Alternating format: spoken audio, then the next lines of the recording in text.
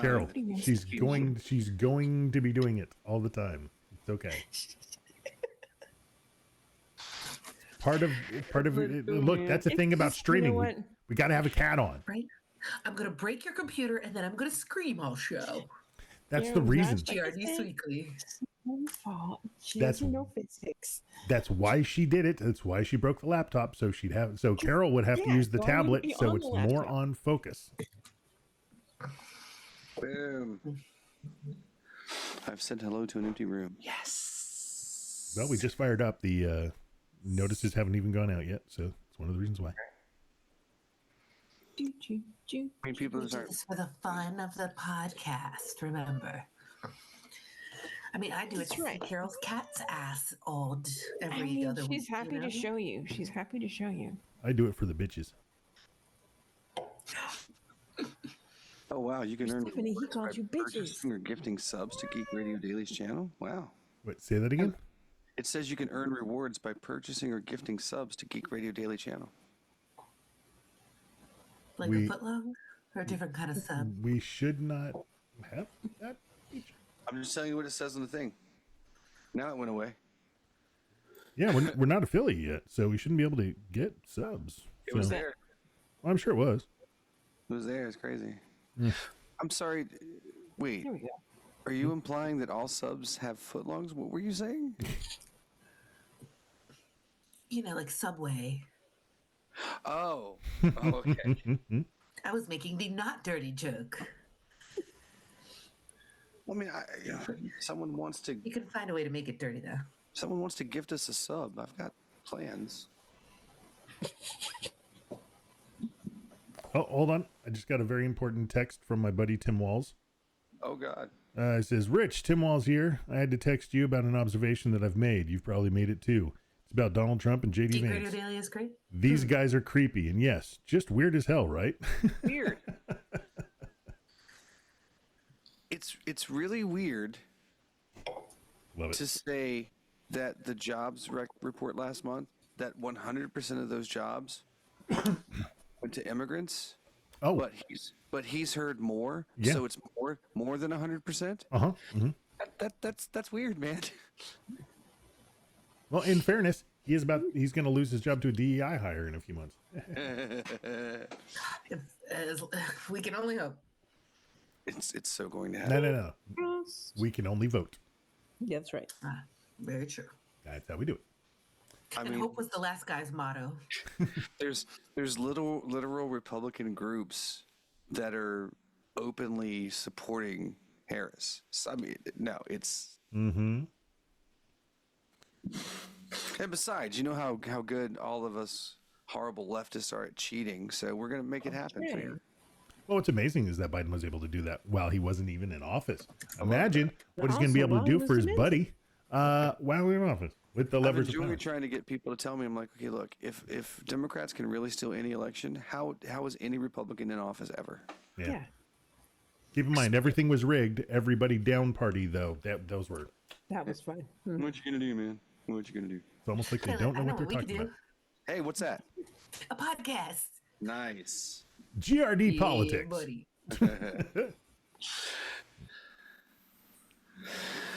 It's August us. Yeah, that's it. GRD SWeekly. Woo! Thank you, everybody. Boy, that just right out of nowhere. I like it. Right there. It's GRD SWeekly episode number. Oh wait, I looked it up. 319. 319. Wow. Yay! Wow, that's impressive. You're here with the fine folks from GeekRadioDaily.com, here for another hour-ish long time of nonsensical weirdness and, of course, Carol's cats. The folks that are bringing it to you today, the woman who has her principles, that there's the Funstress. If nominated, I will not run. If elected, I will not serve. Nice. The woman who was always ready when the call comes. It's Carol the Cat. When the den's full of calls, you've got to answer. Every single time. The man who has the good advice is podcaster Rich Siegfried. Don't skip good hot dogs when you can get them. Never, ever. And I'm the guy who can explain things. I'm the wonderful Billy Flynn. The internet is a communications tool used the world over where people can come together to bitch about movies and share pornography with one another. That's what makes it a whole family event thing. What happened, Joe? Well, and by the way, Carol is such a good dancer. I think she's taking over for the Australian team in the next Olympics. That's right. I finally found a team I have a shot at. Astounding. Even at my age, I think I can make this team. A very funny, stupid thing is somebody was trying to just dump on that woman, and I was like, so that would be the Olympics that she was invited to and you weren't, right? Yeah, exactly. No, she wasn't invited to the Olympics. People are not invited to the Olympics. Like, how do people get to the Olympics then? Well, they're selected. So they're selected. Elected. They're chosen. Chosen. It's not like But that's not an invitation. Okay, fine. Stowed away on the plane or something. My jokes are not about her. It's about the state of breakdancing in Australia because she was chosen to represent Right. Hey, as the that was pinnacle. the best Australia had to offer. Right, exactly. Right. The right. only thing in Australia not dangerous are their dance Where's moves. America in They're all of this? also like upside down, so you don't know how breakdancing works down Oh. under. You That's a know? good point. I mean, if you put her in Australia, she may be like, And you know, her Astounding. memes have just been treasure. Like the one of her just creeping through the house with Scooby and the gang. That's a good one. I've also seen one where her body is like it's a windshield wiper, so it's like.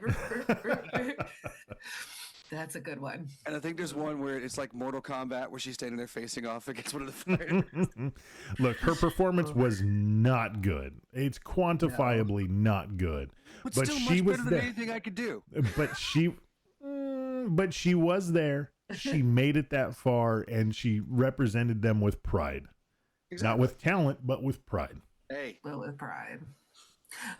She was, one of my favorite as far as memes. We watched a lot of Olympics. I absolutely adore the Olympics, would pretty much watch it 24/7. I definitely had it on in the background when I was working from home a couple of days here and there. You know what I mean? Like, it is just, I'm obsessed with the Olympics. So we watched volleyball and basketball and soccer and also all the obscure sports like, water polo and women's rugby was good. And we watched track and field. And I mean, I even watched some like slalom kayaking and I mean all kinds of stuff. My other favorite meme besides the Australian B girl was the Turkish shooter. Have you seen all of the Turkish shooter memes?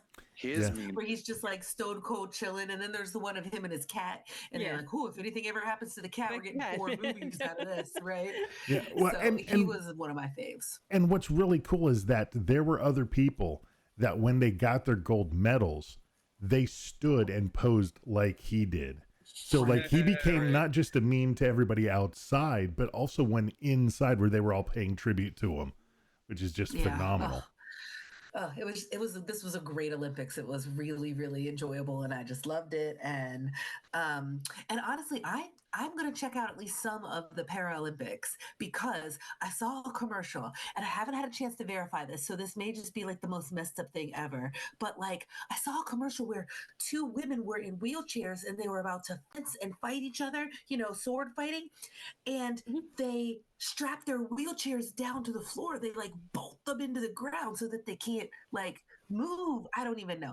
I just feel like there's some really cool stuff that happen at the Paralympic Games. I believe that's called stationary jousting. It looked like something like someone was going to get an additional disability from the event.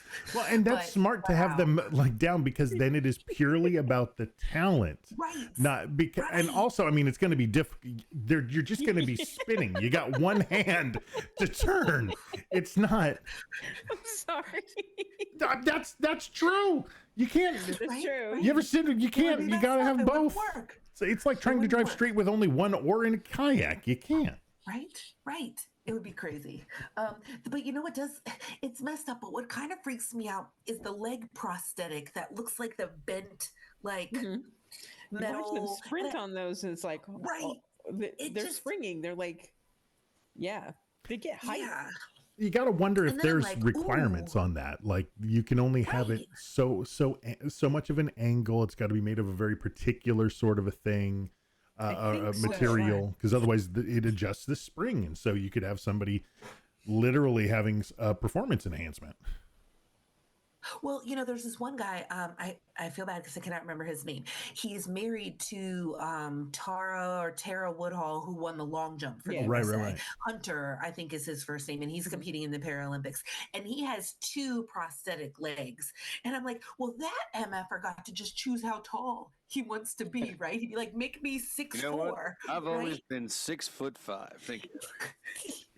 I was looking at him, and he's tall, and I'm like, how did they determine? Did they do it based on the size of the rest of his leg from his knee to his hip, and then they gave him a proportional leg? I'm like, but I guess like if you have to go through life without the bottom parts of your legs, yeah, like go ahead and be as tall as you want, right? Like that shit. Just go ahead. You gotta Walk think. around on stilts.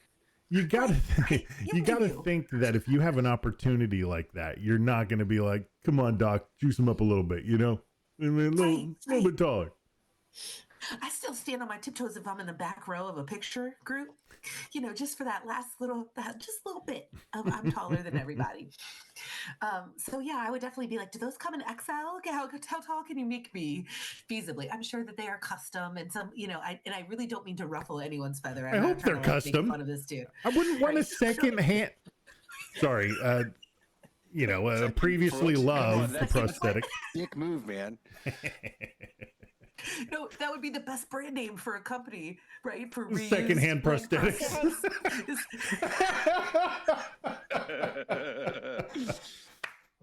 That's got to be already taken. I don't think we're being offensive. If so, we're sorry, but What if they called themselves Linda Hand? That sounds like MJ's new thing of like saying funny things that are kind of. She's like, "Oh, mommy, it's sort of like wrong answers only." Da-da-da-da. I'm like, I understand this meme, Melody. MJ, I get it, right? So she goes. Here's an example. She goes, "Like a good neighbor, stay over there." That works on so many levels. I'm like, how did you get so funny? glad you have a girl, Anyway, because if it was a boy, you'd be like, "I fart in your hair." Yeah, well, yeah. Oh, there were a couple other good ones, but I was like, oh, goodness gracious. So, yeah, okay. So we watched a ton of the Olympics. And I have to say thank you to Billy Flynn because, every 4 years I turn into kind of an Olympic psychotic. Like the entire television is my television. No one's watching anything else. We're watching the Olympics. Say what you want, but I have long stated that beach volleyball is the greatest example of teamwork in sports you can ever witness. It really is. I mean, it doesn't They're hurt hot. that they're all great looking, right, and scantily clad. But everyone at least has tried to walk on sand, and you know that it like after a while, whoa, True. right? And imagine like That Had a alone. beach volleyball video game. I know what I'm talking about. Yeah, DOA. Yes, I did. Yes, dude, the volleyball of that was great. I never it played did it. actually have good volleyball mechanics. loved and the it volleyball. also It had had jiggle crazy physics. graphics. It was stupid as hell. I'll give you that. But the goddamn actual volleyball game was so great. I had one on the NES. I don't remember what it was called, but I played the crap It out of wasn't. it. It didn't look as good. I promise you. Oh no, it didn't. Hey, And hey. the volleyball on Nintendo Sports is actually pretty fun. The one for the current system, the Switch, is pretty fun. Which just recently added a basketball game to it. Like, hey, you guys have this game. We're just going to throw a new game in there. Here, you bought the game. Here, have a new game. Play basketball now. Oh, Okay. Yay. Hey, you know what? Since we're still talking about the Olympics and won't stop, you know what else we watched? was that? Diving. Thank you. We did watch diving. We Yes. did. Mm-hmm. Well, it's funny though, because I was going to, when we were talking about effed up prosthetics, that was going to be my transition to the next show we watched was The Boys. There you go. Man, I hope that whoever has created this television show has a weekly meeting with professional counseling because this show is the single most effed up experience. I mean, and every episode, just when you think you're as traumatized and as like triggered as you'll ever be in your entire life, the next episode just ratchets up. It just ratchets up. We have one more episode left in this new season that just came out, and sometimes I have to take a break. Sometimes I have to back up off of the show and walk away because, like, I can't eat during the show. This is not a snacking show. No. Well, I think it was And created sometimes by. I have to like look away and be like, "Tell me when this part is over." I think it was created by Eric Kripke, the same guy who did Supernatural, or was show running Supernatural for its like good run. Okay. Can I please remind everybody that this is based off of a comic book? Yeah, very true. That's what I'm saying is the person who wrote the comic book, Ah. if it was anywhere near as effed up as this show is, which I have to imagine that it is, I feel bad for those people. Whoa. This show is messed up. But obviously, the television show had to be adapting some of it because a lot of it is current, right? Like, unless the comic book is still coming out, they've adapted it for 2024. Yeah, I don't think the comic book's still in production. However, quite a few things that are in the show were in the comic, and there are a couple of things that they even tried and they could not put in the show that were in the comic. So I know what you need for Christmas. Well, and Thank you. also, unfortunately, a lot of the issues that I think you're referencing have been long ongoing over here. There be that. And like, I'm not one to kink shame anyone. You do you, as long as it's consensual. But that show. Ooh. Why? Okay. So when she said no kink shaming, why did you grab that, sir? Why did you grab that? Hey, that joke was deep.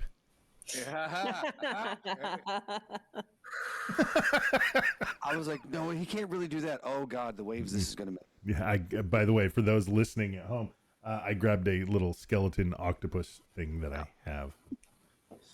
Because it can't breathe. If I have skills. Oh, Ambrose, that was messed up. That was like, I was like, okay. I was like, all right, well, Deep is done. He is fully all in on Team Bad Guy. Oh, he was all in, all right. And then the moment in the hallway, and spoilers, I guess, or whatever. I mean, it's been out for a while. We're a little bit behind on it, but like, God, when Sage walks by and he's like, "Wait, you've been lobotomizing and da da da da too," and Black Noir is like, "What are you talking about?" Oh, whoa. Anyway, man, that show is messed up. Okay, I mean, entertaining, and you know, it certainly is like shines a hard light on. You know, like if people have said, oh, there's no way that America could be like Nazi Germany, this show shows you how we could project, you know, like progress into that level of reporting on your neighbor and like all of that, like, all of that stuff. This was, anyway, I'm moving on to a show that is, somewhat as messed up in its times, but House of the Dragon. We are caught up on House of the Dragon, I think. Dude. Oh, that was the season finale. That was the season finale. Yeah. Yeah. I'll get to that. Yeah, so we're on mine as caught up as can be. And I mean, Damon pulled it off and actually managed to get some people involved, and it's like, yeah, the North, like young people from the North, like teenagers, young adults from the North are like the best character in all of these shows. You know, Arya Stark, you have what was her name towards the end, like Franklin and I Jaya. can picture her. Was it Franklin and Jaya? No, it was not Franklin and Jaya. Oh God. No, but God, what was from the original Game of Thrones show? And she was related to Mormont. Yes, thank you, Lady Mormont. Lady Mormont. Right. So you had her, you had Arya Stark, you have this like teenage, essentially like stepping up guy from the in the new show series. I'm all over the place, just babbling. But anyway, but like, it took me a while to get into the show. I think, you know, I wasn't really to kind of like consider this even like really Game of Thrones, right? Like I was like, oh, it's in the same universe and everything, but it doesn't even deserve to be in that scene. I was like, how dare they use the theme music? But it's growing on me. It definitely is growing on me. Thoughts, you guys? House of the Dragon? I was disappointed with the finale. A lot of people were. It really seemed like, oh, we're gonna get like, here's some great dragon battles into your fight. You ready for my weird connection? This was Halo 2. The ending of Halo 2, we're going to go to this big epic battle, and Master Chief says, yeah, we're going to finish the fight, and the credits rolled. And that's what happened in the season finale. Hey, everybody, we're going to go fight. All right, see you next season. See you in 2 years. And then we see everybody wistfully looking off into the distance, right? Yeah. Wait, no one's been impaled yet. Wait a second.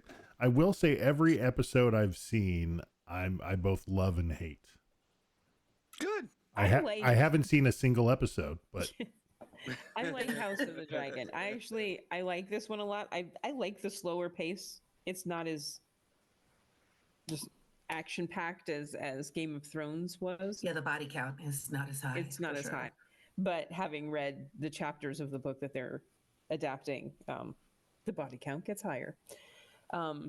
So I was just disappointed because this seemed like half a season. Well, first off, I got really tired of Damon in the freaking Yeah, haunted Harrenhal and all that. mansion. Right. Yeah. The ride he couldn't get off at Disneyland. Right. Yeah. But That could have easily been cut shorter. Right. Yeah, the entire season is just him in this moldy castle with Sir Simon looking fabulous. I think that's where all the money went. They can't repair because he was spending too much on his wardrobe. I feel now that they could have gotten 4 really tight seasons from the material. They're going to stretch this out. And I was just very disappointed. I was disappointed in the finale. Yeah, not that we won't watch every minute that they ever put on not that screen, I won't sit here and wait 2 years and watch it when it comes back. And get all hyped for it, but at the same time, no, it was what it was, you know. Interesting concept with them like opening up dragon riders to others beyond just your highborn aristocracy or whatever. But yeah, there was a lot of no payoff. That's for sure. Yeah. Also on my list, we watched The Bear. It's only part of the season, or they said to be continued. So that also ended on a cliffhanger, which I wasn't expecting. But at the same time, like, talk about a slow show, but it's very interesting. The character development, you know, the like what goes into making a really big life decision, and like the turmoil of that is done really well, you know, and just relationships and how hard they are, and communicating with people, and like actually being vulnerable with your feelings. I mean, it's a great show, but that's the same kind of thing. Like, I had to take a break from it because I was like, oh, these last couple of episodes, the one where I know they call her Sugar, but I don't remember her name, has the baby, and like she reconnects with her mom, and that's like that was an emotional episode.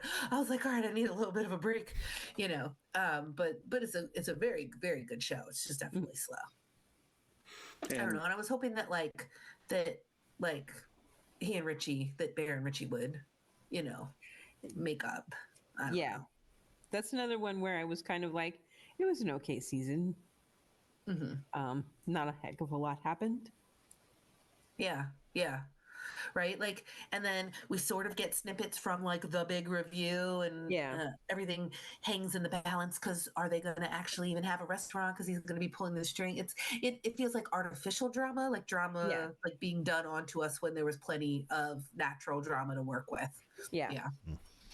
When you see their food truck season. However, not that I won't be sitting there when it drops next time, because I love the show. Sign me up. So, kudos to Joe McHale for just being the biggest ass in the world. Yeah, he doesn't get to do a bad guy that often, but he is really nasty in this, and all of his characters are assholes. No. Yes, but charming and funny. And this guy. Oh, okay, fair enough. No, this he's literally telling people, you suck at this, you're no good at this, why are you even doing this? Kill yourself. Not be doing this. You should kill yourself. You should go away. And true. So normally he plays 80s Chevy Chase. Now he's playing today's Chevy Chase. Okay. Good analogy. And I wonder if there's no Fletch here. I wonder if there's any inspiration, you know, in the character he's portraying now. Because it's not only is he such an asshole, is that he just in no way, shape, or form gives an F at all that he is. Right. Oh, and when he confronts him and he's like, dude, you ruined my life. And he's like, I never even think about you. Right. I never. I mean, he just unloads this whole thing. And at the end of it, you know, he's just like, so I'm going to go pee now. Jeez Louise. Oh, it's so good. Cold as ice. Man, talk about breaking somebody. Let's see. We also, I know, speaking of breaking someone, Karate Kid 3, the least successful, good, whatever, of the original franchise with Daniel LaRusso and that whole crew. So this is basically like a remake of the first movie but then they're like, oh, we're gonna bring in this other guy. Kreese randomly has this rich friend, and we'll just do a brand new bad guy, but basically make it the same. It was not very good, but you kind of needed it if you watched the other movie. You know what I mean? Like you want to watch Cobra Kai, you get the payoff of Terry Silver, which I hadn't seen that one in a very, very long time when we started Cobra Kai. That was the only one that I was able to watch. But Flynn, do you want to like jump in here and talk about the other? Sure, we'll take away from my week now. Yeah. So little girl was very, very excited to learn that there was a movie called The Next Karate Kid. Mm-hmm. And I believe you asked me what was the name of the kid? And I was like, oh, I don't remember her name. She goes, her? It's a she? So my little girl was thrilled at the concept that there was going to be a girl in this movie. Representation matters. She absolutely loved watching her learn moves that she already knows how to do. She absolutely loved The Next Karate Kid. And it is so much better than part 3. That movie did deserve a sequel. It really, really did. And I'm sure there's a lot of sexist reasons it didn't, because it was quite good. And she really loved the fact that Hilary Swank's big battle at the end was against a guy. So yeah, hell yeah, sisters doing it for themselves. And blink and you'll miss it. But there's a very young Walter Goggins in this movie. Oh, really? Really? One of the douchebag friends of our main villain jerk guy. Yeah. Oh wow! I had no idea. That's all. I love him. It was I at the love very Walter. end of the movie. I was like, wait a minute. I know that face. I know those teeth. So then immediately right after that, yeah, her and I like downed 4 episodes of Cobra Kai. So yeah, so she's all about this universe and these characters. Oh, so cool. I'm curious to know what her take on Johnny, the former bad guy. So she's so thrilled. He's sitting there reforming eating good guy. pizza slice in the first episode when they attack Miguel. Mm-hmm. And so Johnny says, she's like, oh, he's going to be Miyagi for him. And I'm like, in a way. Well, in a way. Yes. in his own way. Oh, man. But that it's so show. adorable. When he finally shaved, she went, oh, now he does kind of look like Johnny now that he shaved.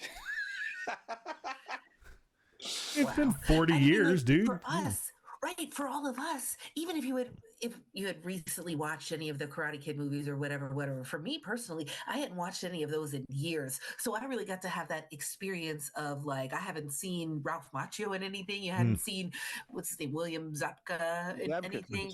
I was close, right? I was pretty close. Very close. So this was like time had passed and we were revisiting the characters. But for her, she just watched them in something like last week. So that's what I told her. Totally different experience. Before we started, I was like, okay, I want you to know, your mom and I waited literally 30 years for more, and you're just going right into it. So just understand what's happening. Right. Well, I mean, she could also Mark Hamill. You know what I mean? Like, there's lots of experiences like that for a young. And here's some place we'll disagree with her. She really thought Ralph Macchio looked very different. Yeah, no, Macchio looks pretty much the same. Yeah. Just worse. Older, though, for sure. He looks worse now. Just Somehow. slightly melty. Yeah, he got I mean, he got they chicken told that to arms. He got noodly chicken arms. Well, it's funny though because it's interesting. The Cobra Kai was made by someone who loved all of the original works, right? Because even Daniel going into car sales, not just the whole thing about giving out a bonsai for everything, he was a salesman from his youth, like talking Miyagi into opening the bonsai tree store in the first place. Rewatching the movies after not having seen them in a really long time made me even like Cobra Kai even more because I was like, dang. And Johnny's really not in the movies that much. I mean, he's in the first one, obviously, but like, yeah. But definitely not the second one. Well, no, that opening scene out in the parking lot. Oh, that's true. It is odd though that all 3 of their movies did like a pretty significant recap, like a good 10-minute recap at the beginning. I appreciate it because my memory sucks, but like, I was like, why did they do this? I don't know. Like it was like you revisit the best parts of the first movie, and they're like, okay, now that we got you hooked, sit through the rest of this. So, Oh, also on my list, we watched the movie If. This is the one John Krasinski wrote and directs or whatever. Imaginary Friend. Ryan Reynolds, right? The Imaginary Friends. I don't know. on the one hand, I'm the target demographic for this because it's kind of like you're looking back on your childhood like, oh, I grew up, the message is like, don't grow up, or not don't grow up, but like, don't put away all of your childhood stuff. Still use your imagination, still be whimsical, right? Be innovative and creative no matter what, we always could use our imaginary friend. There were some very touching moments. I mean, I definitely cried, it didn't really seem like a kid's movie, besides the fact that there were like cartoony kinds of elements to it with the big purple monster and like some of the other things that you see like in the trailer were very cartoony. But I was just kind of like, it's not that it was inappropriate, that there was a bunch of bad language. It just didn't seem like it was a kid movie. Like the pace was kind of slow. I mean, MJ and her friend liked it. Okay. They watched it at a sleepover, but it was just, it was okay. Yeah, I'm trying to think if there's anything else. We went to Dave and Buster's. That's always fun. And Flynn and I played this Godzilla VR where you put the helmet on and you sit and you shoot, and you can shoot Godzilla right in the mouth and all these other like kaiju and different things. And the chair is moving and it's rumbling. We're flying I don't know. We're flying. I don't know how much it costs, because it was points instead of money, but it was probably like $10 just to play. But it was so fun. Whatever 17 points is at Dave and Buster's, how much it costs? $35. Yeah. And then I also they had a Star Wars one where you put the helmet on and then one hand is holding a blaster and the other hand has the lightsaber. Except that there was something wrong with like the tightening mechanism, because Flynn actually tried to play and he couldn't get it to stay on, and my head is bigger / I didn't have like glasses, so I was able to adjust it and actually play. But I never could figure out the pick up another blaster mechanic. That there was no like reloading.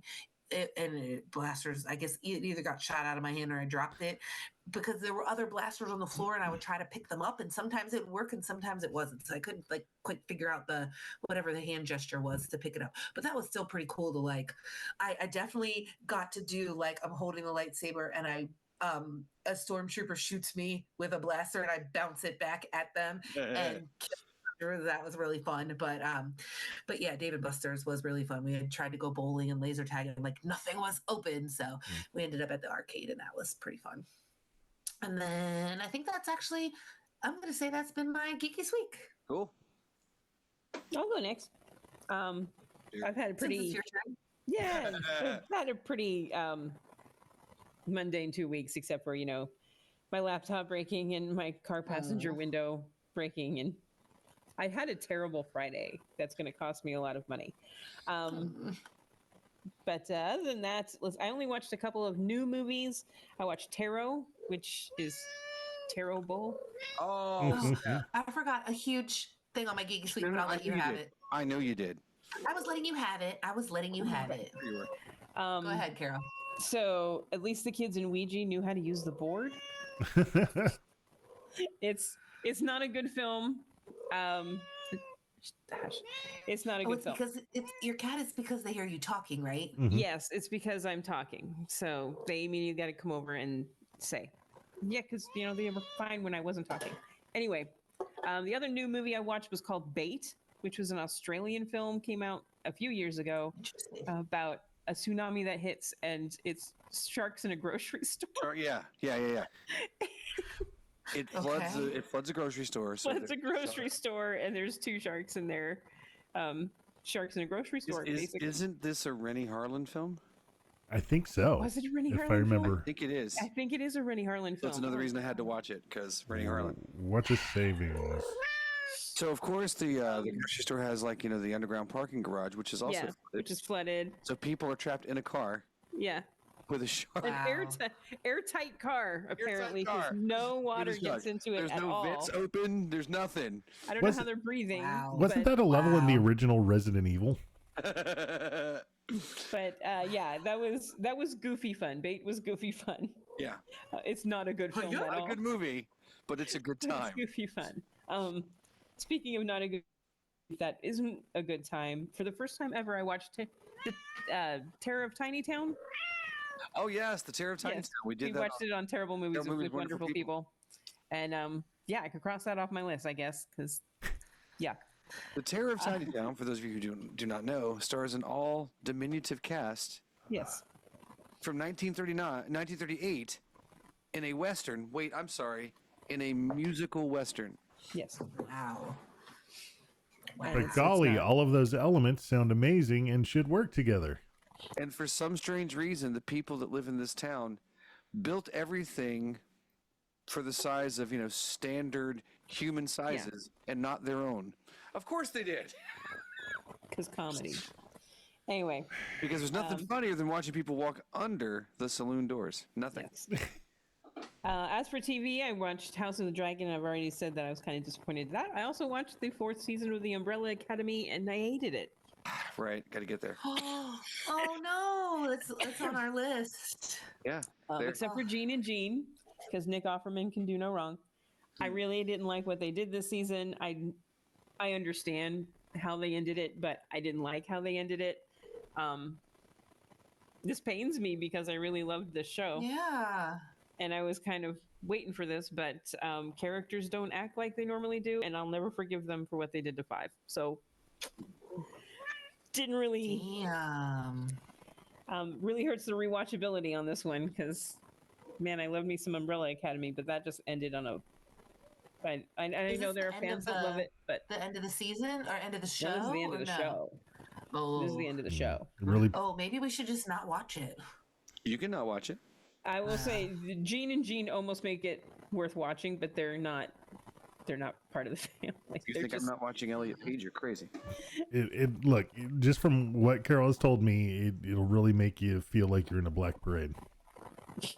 Well, I've been welcomed, so. Then I started a show called Archive 81, which is actually on Netflix. It's really good. And then I read that they had canceled it, so now I'm thinking, do I really want to finish the season? I hope it doesn't end on a cliffhanger because I'll never get another season of this again. And This I is still the- haven't gotten over Carnival. So The guy with the videotapes? yeah, Okay. I watched this. I enjoyed this. It sort of kind of reminded me of a J.C. Hutchins book. yeah, I'm liking the vibe of it. Did it end on a cliffhanger? Not overtly, I will say. Okay. There is a nice wrap I don't up if mind nothing that. else ever happens. Is it structured like the VHS series? No, No. Oh, okay. So it's not an anthology. It's a It's not guy an who's anthology. no. He's going through like all he's these. an archivist. Yeah, he's an like a- archivist going through tapes, and strange things happen as he's watching the tapes. Oh, okay. Well, that sounds kind of cool, actually. Yeah. I'm actually really liking the vibe of it and enjoying it. And then, of course, I read that they had not renewed it, so Should have I watched guess I'll it just, earlier. Just watch this season of it. And that's basically it. I went and saw Deadpool and Wolverine again. It's just as funny the second time. Holds up. So Hey, that's what she left off our list. We went and saw Yeah. Deadpool Wolverine. I was saving it for you. and that I was knew my there geeky something. sweeky. So much fun. That is a. I'm sorry. Stop for that. That is Yeah. a super stupid fun movie. Oh, 100%. If That's you're a comic book movie person at all, holy hell, do you have to see? One big Easter egg. Yep, Right? it is. Yeah. after another. Criticism in my review is that occasionally it gets a bit too meta. Spoiler, if you Even in will. love with Like itself. there's just no fourth wall at all. Right. Spoiler, if you will. But if you remember that moment in Logan, in this movie, Deadpool literally dances on the grave of Wolverine to a song that he said in one of his own movies that he hates. So that's fantastic. That's just Oh, they did their homework for sure. They Yeah, because certainly remember did.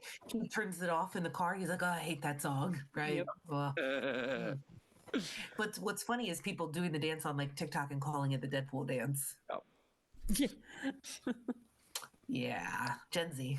and for anybody still holding out, Dogpool is in this movie. Okay, go watch the movie.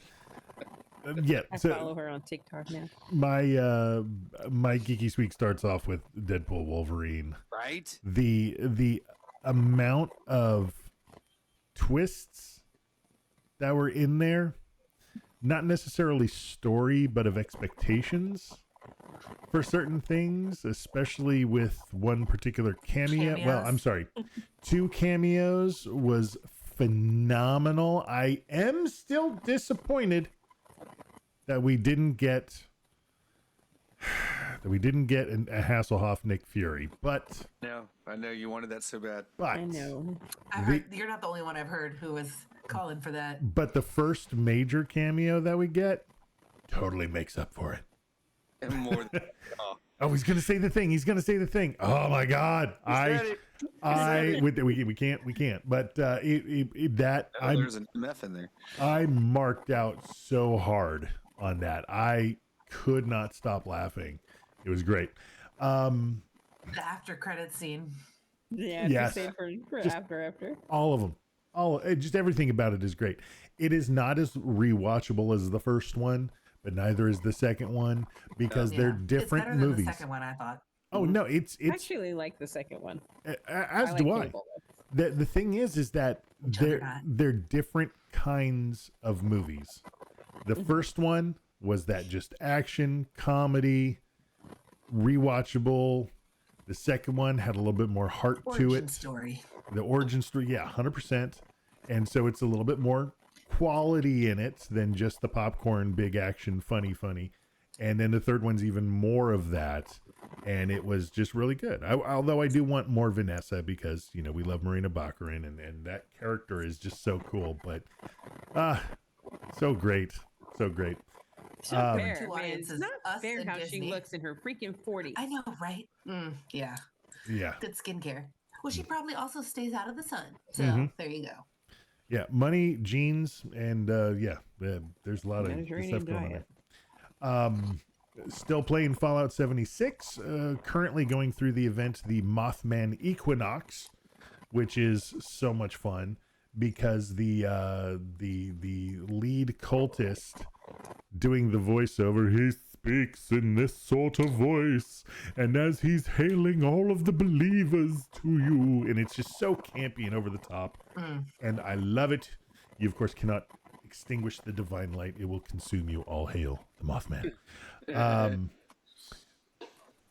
Was watching was it H Bomber guy, Carol? That guy? Yeah.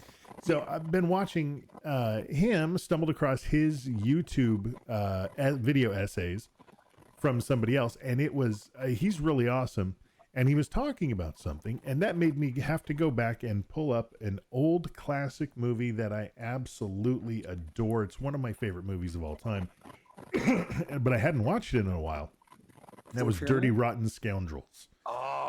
And it is so good. Rewatching it again for me, it's probably at least the 30th time, if not more. But I haven't watched it in quite a few years. And sitting down and watching it and just seeing how much it will hold up forever, I think. It's just so good. And finished up this season of Shoresy. Nice. Which so good.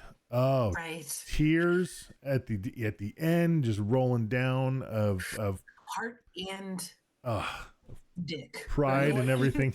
Heart and dick. You stuck with it and didn't let go because you're a hockey player. Yeah. Oh, so good, so damn good. And I'm looking forward to seeing the next chapters of the Shoresy stories because those guys they have a blank check for my attention no matter what they do. Jared Kiso and the guy who plays Glenn, whatever they do, I'm in because they have built up that kind of cachet of quality. Were you also a little sad we didn't get a Jared Kiso Wolverine cameo in Deadpool? I was a lot of people wanted the Calverine was worth it. Yeah, that was Calverine was perfect, but that's the thing. I don't think they wanted to do more than one cameo for that bit because it would have taken away. But there is no reason why they shouldn't hire him. I was holding out hope for Danny DeVito, or at least Daniel Radcliffe. Oh God! Right? Because I know that there was some talk about that, but there was. But again, any other appropriate, any other cameos would have just been taken away from it. I also watched The Beekeeper. Okay, that is it. It is what it is, and it rocks it hard. And they know what they're doing. They know what kind of movie they're making. Keeping bees, duh. And it is so good. Jason Statham film. Jason Statham. I'm a beekeeper. You saw commercials. Yeah, you saw commercials for it. He's not actually keeping bees. Okay. No, he's protecting the hive. Yes. Protecting the hive. It was so good. It really was. And I'm like, I want more of this. I want more because it was just so much fun. Was it a good movie? No. But was it a great movie? Yeah. And so, that has been my Geeky Week. Sweet. So I've got a bunch of comics. Let's jump right into Absolute Power #1 is DC's multiple comic book crossover event for the summer. So Superman gets shot with a regular bullet and falls out of the sky.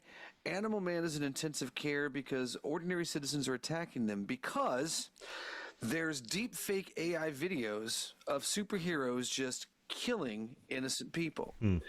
So people are starting to turn Homelander on the superheroes. Right. And all these violent responses of ordinary people trying to take down superheroes is all thanks to Amanda Waller, who has decided that, to best protect the country, we just don't need any superheroes at all. So it's an interesting concept. I've read a couple of the spin-offs of it as well. There's only like one actual issue out, but that's interesting. Got his time. Yeah. Zatanna's got a new series out called Bring Down the House, so I've always been a big fan. So I was there for that. I finally wrapped up the Batman 89 to get the complete story of Billy D. Williams' Two-Face, which God, he really deserved his own movie of that. He really, really, really did. A weird thing that was in there that made me go, huh, what the hell is this? Was a little something called Batman Death in the Family.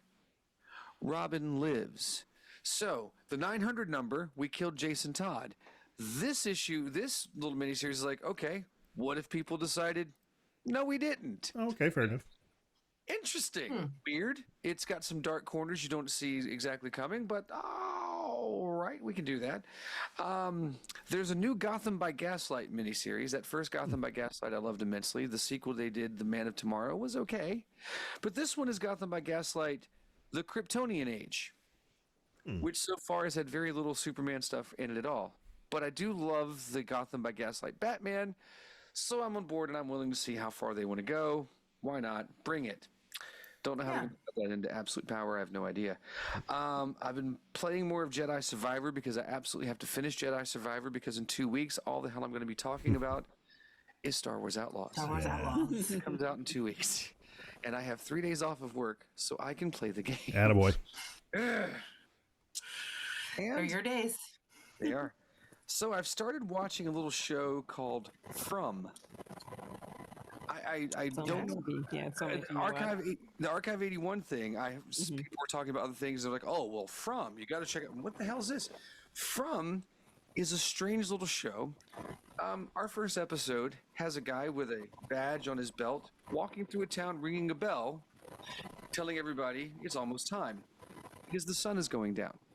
Because in this town, when the sun goes down, if you're not in your house, which has a special little symbol on the door, there are these things that look like people that aren't people that want to come into your house. Yeah, I know what Passover is. Yeah, but if they can convince you to open a door, they're going to murder you. And all kinds of horrific, monsterish, big mouth, fang looking. So I don't know that they're vampires because they've actually told us very, very, very little about these creatures, which is fascinating. But the main part of the story kicks in and gets weird is when this family's traveling in their RV, and all of a sudden they come, there's a big ass tree in the middle of the road. And then crows start doing weird shit. And so they keep driving, and they drive through the aforementioned town I just talked about. And they say, how do we get back to the highway?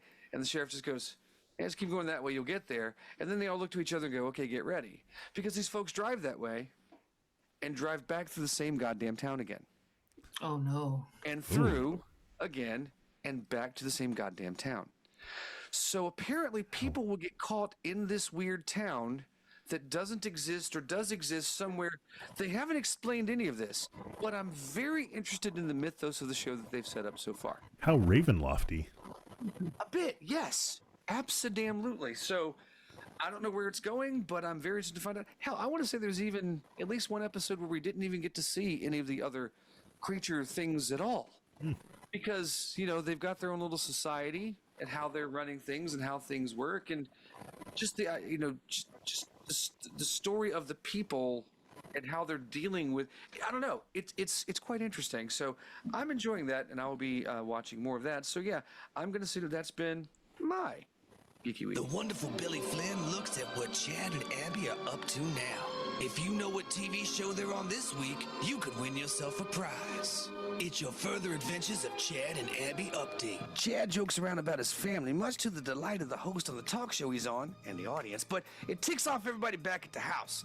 And heritage pride takes a beating when a press agent tries to Americanize Chad's image, dude. And his nephew, Johnny, flunks the native language in a test. Chad gets pulled for speeding on his way to entertain at a presidential dinner, and the cops don't believe him because he's like, look, you're wearing sneakers, you got the wrong idea, you got a knife. Okay, it's a prop knife, but whatever. Chad gets news that he may get a TV series, which kind of takes attention away from his niece's 15th birthday party. You can't do that. Look, all the running around is making Chad move like Quicksilver. He has come a long way to break into stardom after being born in East LA. He's starting to feel like a badass. He's making a name for himself as Monica Escobar, alias Picasso, nom de plume, Simon Olivier. Huh? That was good. The mail's in. I've wanted to do that one for a while and could never figure it out. Hello, good podcasting people. I do have a thing for bad 80s sitcoms, and this one being a bad sitcom that was somehow swapped in to replace something that was on TGIF. And by the way, Furchester Hotel, that was the biggest callback you did in the whole thing. But Chad and Abby are on Aliens in the Family, which is still one of the most outlandish plots that I am aware of. You love stirring up memories, like making me remember that my dad was a big fan of Galactica 80's Barry Van Dyke on Gunshy. Are you trying to send me to therapy? That was from Jasmine. Well, Jasmine, that was not the intention. But if I can help you work through things, then I am more than happy to do that. You are always welcome to drop us a note at podcast@geekradiodaily.com. Or, of course, if you think you know where Chad and Abby are and you want to win yourself one of our magnificent prizes, by all means, drop a note and then even call us up, won't you please? You've got a number you can dial. It's 510 GRD Crew. You did the finger point and everything. Make it happen. It's going to be I lovely. was ready. Of course you were. No one said that you weren't. Okay, maybe they implied it, but it's not the same.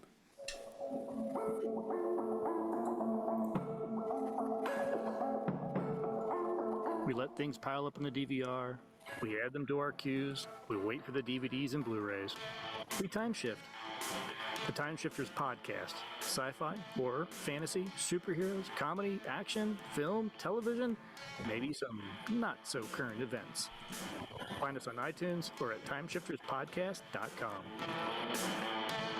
Hi, this is Zach Ward, otherwise known as Scott Farkas, and I double dog dare you to listen to Geek Radio Daily. Yeah. Is, you know, as long as you don't go to a party with him or one of his Double dog family. dare you not to be That- creepy, Zach. Great time. Great times indeed. I'm not wearing any pants. Film at 11. Geek News! Taking a look at the world from a geeky point of view. 2 new games based on John Carpenter's slasher genre-defining 1978 horror classic Halloween are in development at Boss Team Games. Both games are apparently being developed in conjunction with the producers of the film franchise, with one of the titles being developed in Unreal Engine 5 and will include input from Carpenter himself. Carpenter says in a statement, "As a huge gamer myself, I'm thrilled to help bring Michael Myers to life again in this game, and my hope is to scare you silly." Additionally, he will be intimately involved with the game's development. The games he's passionate about are Jak and Daxter, Fallout 76, Borderlands, Ratchet and Clank, Assassin's Creed, as well as Crash Bandicoot and Sonic the Hedgehog, so I can't wait for a spinning William Shatner mask to come rolling at my face. Very few games based on the Halloween franchise have been made over the years, though Michael Myers' The Shape has been a part of the popular Dead by Daylight game, which is actually handled pretty well. That was my go-to killer. The games will reportedly allow players to relive moments from the film and play as classic characters from one of the most iconic and important horror films of all time. It will be developed in association with Compass International Pictures and Compass International Pictures and Furtherfront, also by Boss Team Games, who, of course, were behind Evil Dead the game. So, I guess I'd rather sit in a room staring at a wall, not seeing the wall, looking past the wall. Now, where's my Thorazine? Let's not forget the Atari 2600 had a Halloween game. Oh, it's true. It's true. And the Atari 2600 sound for the theme was just great. Do you need more?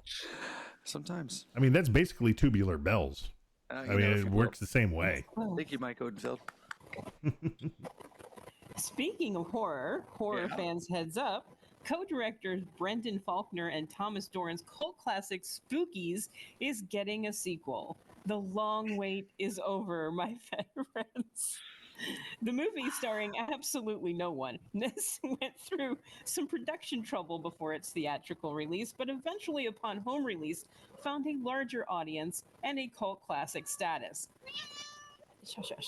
Frank Farrell, who co-wrote the movie with Faulkner and Doran, recently revealed his plans for the sequel. Remarkably, Spookies has done well through its revival, and I'm at the start of raising financing for a sequel, Farrell revealed. The original feature film follows a group of young adults, use air quotes there, people, who find an abandoned mansion to party in.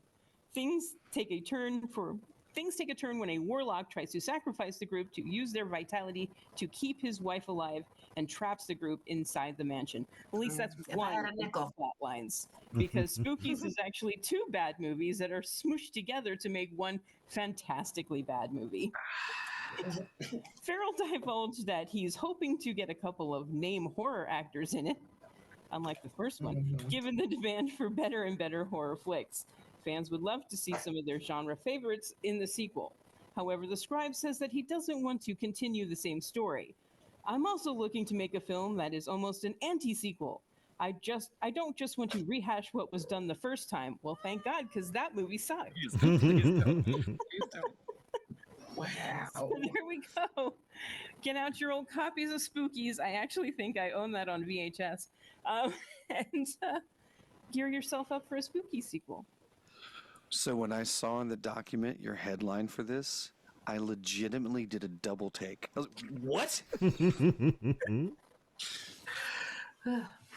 Well, mine's not really related. I don't have a clever segue, but it is still pretty cool news that I want to share with you. We're making some technological process on brain-computer interface technology. Essentially, some new tech has allowed a man with ALS to speak again. So it's a brain-computer interface developed at UC Davis Health in California. It translates the brain signals into speech with 97% accuracy, which I think is pretty good, most accurate system of its kind. They've implanted sensors in the brain of a man who has severely impaired speech due to amyotrophic lateral sclerosis. I did not get through that, but that's what ALS stands for. The man was able to communicate his intended speech within minutes of activating the system. And I'm like, wait, how do they know that's really what he wanted to say? I mean, I guess he could just like write it down or whatever, but like, or afterwards he could be like, yeah, that was great. So the study was recently paired. You may know ALS as Lou Gehrig's disease. You know, he was one of the most famous people to suffer from it, and the gradual loss and ability to walk, stand, use your muscles. Isn't this is what Michael J. Fox has too, right? Or he no, has Parkinson's. Parkinson's disease. Thank you, because I was like, I knew it was similar. But this is kind of interesting though, because if you think of some of these degenerative types of diseases, you lose your loved one. They're still technically there, but you can't. You know, it's really hard for them to be able to communicate and express what they want to say. So I think it's kind of cool that. So what this also used with its technology is it had a computer screen as an interface too. So not only could it, voice to text, is basically going from brain to text to voice, which is cool. And then, you could choose. You could give it a British accent or like an American accent, or at least, our home computers. I don't know. Our daughter had decided that hers should have a British accent, the one in her room. So we had to switch them all to a British accent. Yeah.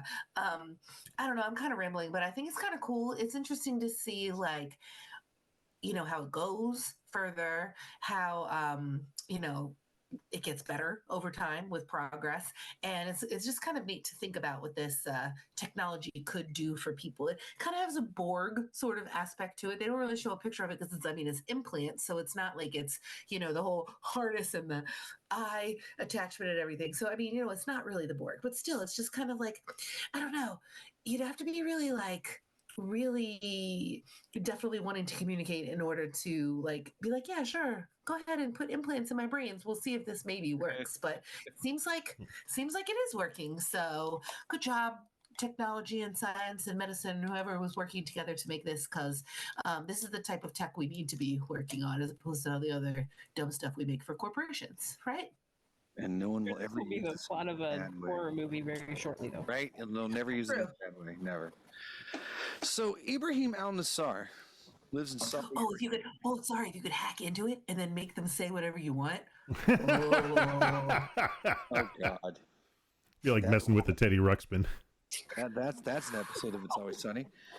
Ibrahim Al-Nassar lives in Saudi Arabia, and he's got an enormous collection of retro gaming machines and collectibles. But he's got new stuff. He's got a PlayStation 5. He's got a Nintendo Switch, and everything that he owns is plugged into a single, kind of small display, and he can swap between any system at any time he wants to, and it actually works.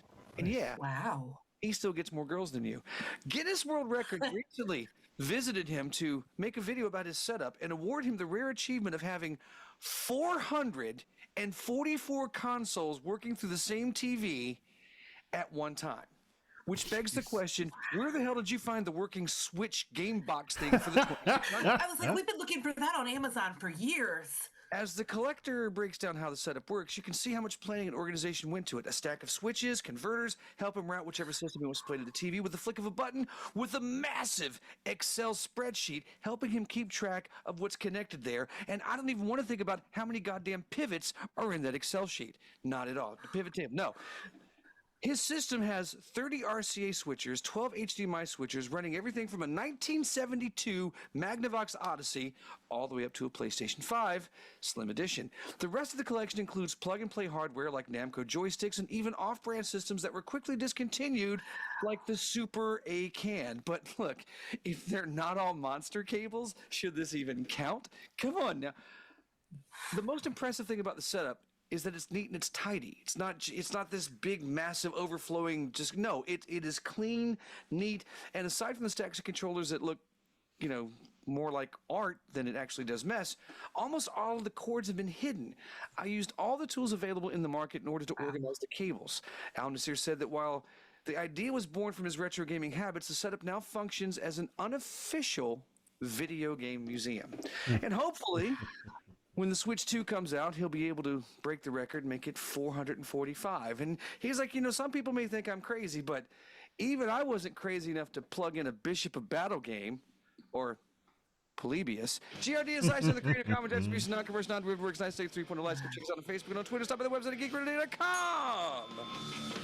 And so you can drop a note there, too. Of course, send a voicemail to the magic numbers of 510 GRD Crew. Don't forget that we are playing Jackbox tomorrow night, August 31st. We've set up our next poker game this Saturday at about 9:15. You can actually register for the poker game. It lets me set up the game now, but nobody can join it until it's officially 2 weeks out. So what the hell are you going to do? You just can't deal with that kind of nonsense. So everyone have a good, fantastic, fun time. I'll see you in a week. We love you. Be talking about Star Wars Outlaws. Oh my God! Because one of the season passes things gives you a mission with Lando. Thank you. Right? That's the good stuff. I'm gonna maybe even want to play. Oh my God! Look at this place. It's like a museum of failure.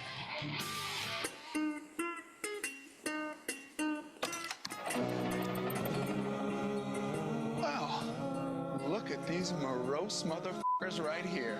Smells like somebody shit in their cereal. Bong.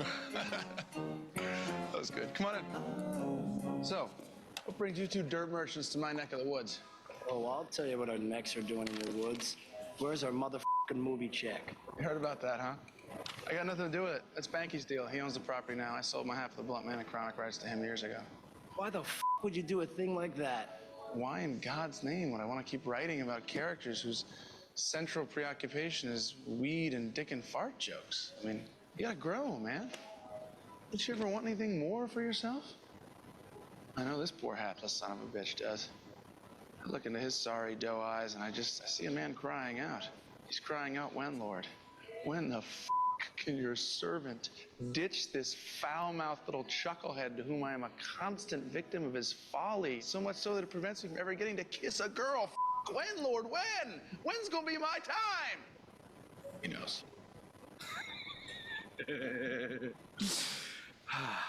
You know, Affleck was the bomb in Phantoms, yo. Phantom's like a motherfucker. Nobody said anything cost $15 in a long time. I know. Oh, Jesus, I'm on the right page for that. What the hell are you doing to me? I don't even know where anything is anymore. $15, little man. Put that shit in my head. If that money doesn't show, then you owe me, You know the problem? You know why I'm able to use that? Goddamn inflation. Right, because nothing costs $15 anymore. Now it's $20. Son of a bitch. Well, we just need to cover things that used to cost $10. Then it'll work. Look those up. Have to look those up, indeed. And